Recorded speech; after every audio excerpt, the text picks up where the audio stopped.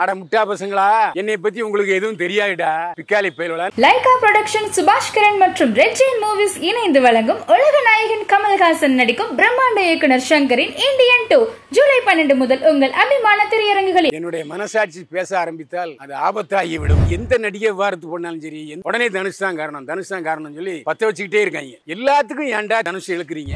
சமந்தா கோவப்படவே இல்லை. உடலுறவுக்காக நான் பட்டினி கிடப்பேன், நான் சாப்பிடாம கூட இருப்பேன், ஆனா உடலுறவு செய்யாம இருக்க மாட்டேன். ஜெயலலிதா அம்மா வீட்டை பார்த்தேன், தூரத்துல இருந்து அப்படி பார்த்தேன். அப்போ எனக்குள்ள இருந்த சின்ன தனுஷ் சொன்னா, டேய் மோகன, நீ எப்படியாவது போயஸ் கார்டன்ல ஒரு அன்னைக்கு என்ன எவ்வளவு டார்ச்சர் பண்ண என்று சொல்லி நான் நிறைய டார்ச்சர் கொடுத்தேன். அதெல்லாம் பொறுத்துக்கிட்டாரு. என்ன காரணம்னா, அதை முழுமையா கட்டிட மேற்பார்வை செய்தவர் சூப்பர் ஸ்டார் ரஜினிகாந்த். பார்த்து பார்த்து தன்னுடைய மருமகனுக்கு கட்டினாரு வீடு. ஆனா என்னை பற்றி சிவனுக்கு தெரியும், எங்க அப்பா அம்மாவுக்கு தெரியும். என்னை பற்றி முழுமையாக தெரிந்தவர் என்னுடைய. உங்க மனசாட்சி பேசுனா யாருக்கு ஆபத்தாகிவிடும்? உங்களுக்கா, ரஜினி சாருக்கா, ஐஸ்வர்யாவுக்கா?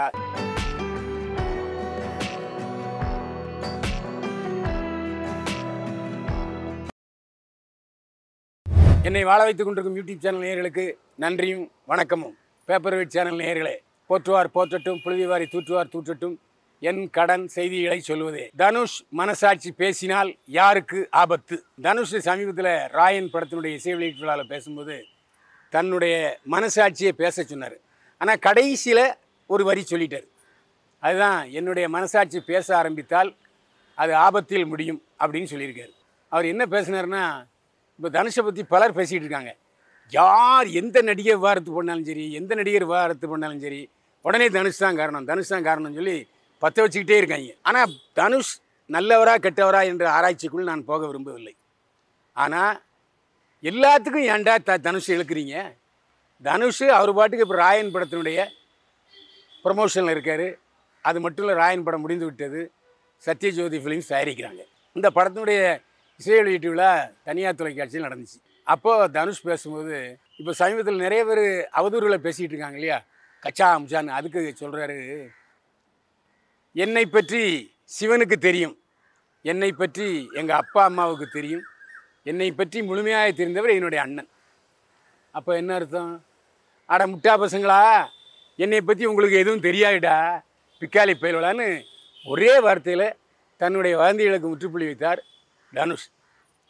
அதுக்கப்புறம் ஒவ்வொருத்தரையாக பாராட்டுறார். நான் பிரகாஷ்ராஜுடைய நடிப்பை ரொம்ப நேசிக்கிறவன், தூரத்துலேருந்து அவரை பார்த்து ரசிப்பேன். பிரமாதமாக நடிப்பார். இந்த படத்தில் அவர் எனக்கு முதுகெலும்பாக திகழ்ந்திருக்கிறார். அதேபோல் எஸ்ஏ சூர்யா மிகப்பெரிய நடிகர் என்பதனால்தான் அவர் அஜித்தை டைரக்ட் பண்ணார். மிகப்பெரிய நடிகர், எந்த கேரக்டர் கொடுத்தாலும் அதை உள்வாங்கி அவருடைய ஸ்டைலில் சொல்வார் எஸ்ஏ சூர்யா என்றெல்லாம் எல்லாரையும் பாராட்டி பேசினார். அப்போ அவர் சொன்னார், என்னை வளர்த்தவர் எங்கள் அண்ணன் செல்வராகவன், என்னை சாப்பாடு விட்டவர் செல்வராகவன், என்னை கதாநாயகனை அறிமுகப்படுத்தினது செல்வராகவன். எனவே என்னுடைய அண்ணனை நான் என்னுடைய உயிருக்கும் மேலாக மதிக்கிறேன். இந்த படத்தை பொறுத்த வரைக்கும் ஏஆர் ரஹ்மான்ட்ட நான் இசையமைக்கணும்னு சொன்னேன். 2 நாள் கழித்து சொல்கிறேன்னு சொன்னார். 2 நாள் கழித்து ஏஆர் ரஹ்மான் பேசும்போது சொன்னார், இப்போ 30 படம் என் கைவசம் இருக்குப்பா, ஆனால் அவன் படத்தை பார்த்த பிறகு கண்டிப்பாக நான் அவன் படத்துக்கு இசையமைக்கிறேன் என்று சொன்னார் ஏஆர் ரஹ்மான். ஏஆர் ரஹ்மான் இந்த படத்துக்குள்ளே வந்ததுக்கப்புறம் ராயனுடைய வேல்யூ ரொம்ப அதிகமாயிட்டு, நான் ஏஆர் ரஹ்மானுக்கு கடமைப்பட்டவன் என்று சொன்னார். ராயன் படத்தினுடைய கதையை நான் சொல்லும்போது அப்படியே கேட்டுக்கிட்டே இருந்தார் தயாரிப்பாளர். எந்த வித ரியாக்ஷனும் இல்லை. முடிஞ்ச உடனே இந்த படத்தை நான் பண்ணுறேன் ஒற்றை வரியில் சொல்லி முடித்து விட்டார் தயாரிப்பாளர் சத்யஜோதி தியாகராஜன். நீங்கள் ஏன் படத்தை இயக்குறீங்க?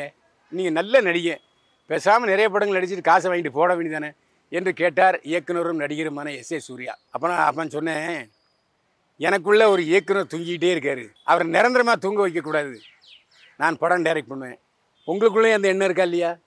நீங்களும் ஆரம்பத்தில் டைரக்டராக இருந்தவர் தான், அதுக்கப்புறம் நடிகராக நீங்கள். ஆமாம், நான் மறுபடியும் படம் டைரக்ட் பண்ண போகிறேன் சொன்னார் எஸ்ஏ சூர்யா.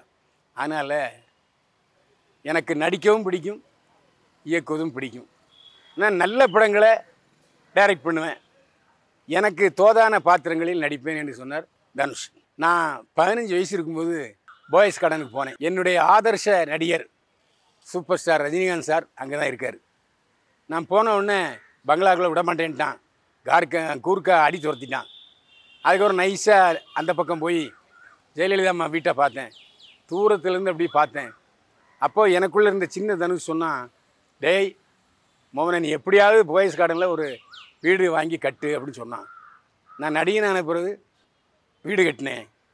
ஆனால் இவ்வளவு சர்ச்சை வரும்னு தெரிஞ்சுன்னா நான் போயஸ் கார்டனில் வீடே கட்டியிருக்க மாட்டேன் என்று சொன்னார் தனுஷ். ஆனால் உண்மையை சொன்னால் போயஸ் கார்டனில் பிறந்தவர் ஐஸ்வர்யா. ஐஸ்வர்யா அடிக்கடி தன்னுடைய தந்தையை பார்க்க வேண்டும் என்ற காரணத்தினால அவர் அருகிலேயே சூப்பர் ஸ்டார் பங்களாவுக்கு அருகிலேயே வீடு கட்டினார். அதான் தனுஷ் உண்மை.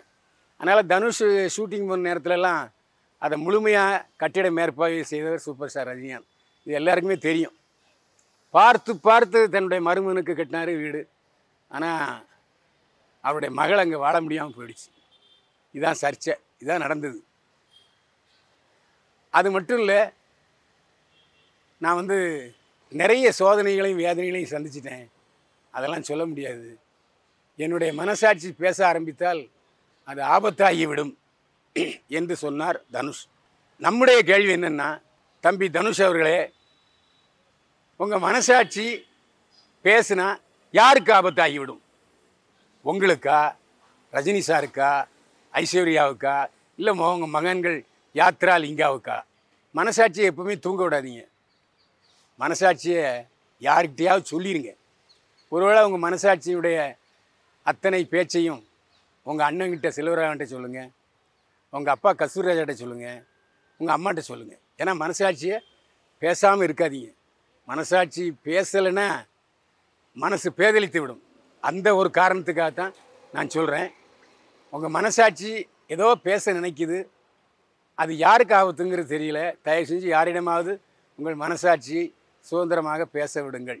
இதுதான் பேப்பர் வெயிட் சேனலுடைய தனுஷுக்கு நாம் வைக்கிற கோரிக்கை. இன்னைக்கு என்ன முதல் படத்தில் எங்கள் அண்ணன் செல்வராகவன் ரொம்ப டார்ச்சர் கொடுத்தாரு. எனக்கு நடிப்பு வராது. அதனால் அவர் சொல்கிறபடி நான் நடித்தேன். என்ன ஒரு நடிகன்னு ஏற்றுக்கிட்டாங்க. இப்போ அவர் என்னுடைய டைரக்ஷனில் நடிக்க வந்தார். மோகன், அன்னைக்கு என்ன எவ்வளோ டார்ச்சர் பண்ணேன் என்று சொல்லி நான் நிறைய டார்ச்சர் கொடுத்தேன். அதெல்லாம் பொறுத்துக்கிட்டாரு. என்ன காரணம்னா, அவருக்கு நடிக்க வைக்க தெரியும், ஆனால் நடிக்க தெரியாது. நான் கொடுத்த டார்ச்சரை எல்லாம் என்னுடைய அண்ணன் செல்வராகவன் தாங்கி கொண்டார். என்னுடைய அண்ணன் செல்வராகவன் தான் எனக்கு கிரிக்கெட் சொல்லி கொடுத்தாரு, சினிமா சொல்லி கொடுத்தாரு. கிருஷ்ணாம்பேட்டையில் ஒரு சின்ன குடிசையில் வாழ்ந்துக்கிட்டு இருந்த என்ன இன்றைக்கி இவ்வளோ பெரிய பங்களாவில் வாழ வச்சுருக்கிறது எங்கள் அண்ணன் செல்வராகவன் தான் என்று சொன்னார் தனுஷ். அப்புறம் நான் கருப்பாக இருக்கேன், ஒல்லியாக இருக்கேன், இந்த மூஞ்சிக்கெல்லாம் கதாநாயகனா என்று பலர் என்னை இழிவுபடுத்தினார்கள். ஆனால் நீ ஒரு நடிகன், உங்ககிட்ட இருக்க நடிகனை வெளியே கொண்டு வரது என் பொறுப்பு. நிச்சயமாக நீ ஒரு நாள் நடிகனாக வருவேன் அப்படி என்று சொல்லி நம்பிக்கை கொடுத்தவர் என்னுடைய அண்ணன் செல்வராகவன் என்றார் தனுஷ். உடலுறவா உணவா? நடிகை சமந்தாவின் பதில். நடிகை சமந்தா மியாசிட்டிஸ் என்ற நோயினால் அவதிப்பட்டு கொண்டிருப்பவர். கடந்த 1.5 ஆண்டு காலமாக அந்த நோயிலிருந்து மீண்டு வருவதற்கு ஆப்பிரிக்கா போனார், கேரளா போனார், பல்வேறு மருத்துவமனைகளுக்கு போய் சிகிச்சை பெற்று கொண்டார். ஆனால் அவருடைய விடாமுயற்சி தான் அவர் இன்றைக்கி மீட்டு கொண்டு வந்திருக்கு. இப்போது ஜிம்மில் போய் ஒரு ஜிம் பாடியை அழகாக காமிச்சிருக்காரு சமந்தா. விரைவில் இந்தி படத்தில் நடிக்கப் போகிறார் சமந்தா. தமிழக வெற்றி கழக தலைவரும் நடிகருமான விஜய் படத்தில், கடைசி படத்தில் விஜய்க்கு ஜோடியாக நடிப்பவர் சமந்தா. இதை விட சமந்தாவுக்கு என்ன வேணும்? அவர்கிட்ட போய் எவ்வளவோ கேள்வி இருக்குது கேட்குறதுக்கு. ஆனால் என்ன சொன்னார்னா, உடலுறவு முக்கியமா உணவு முக்கியமானு ஒருத்தன் கேட்டான். அதுக்கு சமந்தா கோவப்படவே இல்லை. என்ன சொன்னார்னா, உடலுறவுக்காக நான் பட்டினி கிடப்பேன், நான் சாப்பிடாம கூட இருப்பேன், ஆனால் உடலுறவு செய்யாமல் இருக்க மாட்டேன் என்று வெளிப்படையாக பேசியிருக்கிறார் சமந்தா. தமிழ் சினிமாவில் படம் தயாரிப்பதை விட மாடு மேய்க்கலாம். தமிழ் பட தயாரிப்பாளர் அறிவிப்பு. தமிழ் பட தயாரிப்பாளர் ஆதம் பாவா. இவர் சில படங்களை தயாரித்தார். அதில் முக்கியமான படம் ஆன்டி இண்டியன். பத்திரிகையாளர் ஒருவர் கதை திரைக்கதை வசனம் எழுதி இயக்கிய படம். இந்த படம் முதலுக்கே மோசமாயிடுச்சு. ஒரு பைசா காசு வரல. கோடி கோடியாக செலவழித்தேன். இப்போது ரோட்டோரமாக நின்றுட்டுருக்கேன். தமிழ் படம் தயாரிப்பதை விட மாடு மேய்க்கலாம் என்று சொல்லி ஒரு செல்ஃபி போட்டிருக்கிறாரு ஆன்டி இந்தியன் படத்தினுடைய தயாரிப்பாளர் ஆதம் பாவா. இது 100க்கு 100 உண்மை. சினிமாவை பற்றி தெரியாமல், கதை அனுபவம் இல்லாமல், சினிமா வியாபார நுணுக்கங்கள் தெரியாமல் படம் எடுக்க வந்தால் மாடு தான் மேய்க்கணும். ஆனால் மாடு மேய்க்கிறது சினிமா தயாரிக்கிறத விட கஷ்டம். ஏன்னா காசு இருந்தால் நல்ல ப்ரொடக்ஷன் மேனேஜர், நல்ல டைரக்டர் வச்சு நல்ல படம் எடுத்துக்கலாம். ஆனால் மாடு மேய்க்கிறது ரொம்ப கஷ்டம் சாமி. மோனை ஒரு தட்டு தட்டுனா ஓடிடும் மாடு. அப்புறம் அதை விரட்டி பிடிக்கணும். அது மட்டும் இல்லை, எங்கே புல் இருக்குதுன்னு தெரிஞ்சு மாடை மேய்க்கணும். இல்லை மாடு ஓடிடும்.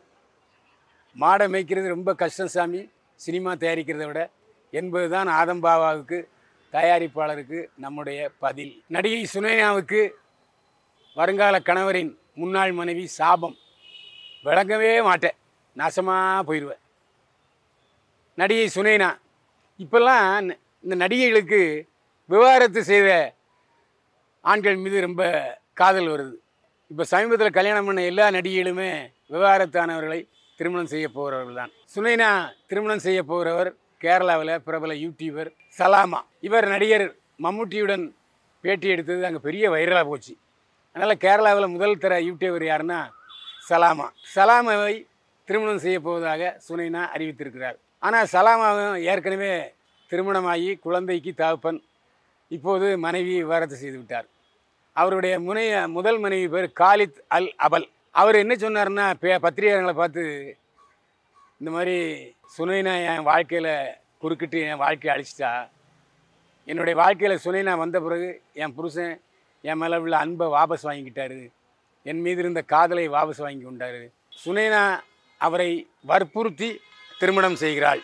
ஆனால் என்ன, என் புருஷன் விவாகரத்து பண்ணிட்டாரு. ஆனாலும் என் கணவர் மீது இன்னமும் எனக்கு காதல் இருக்கிறது, பாசம் இருக்கிறது.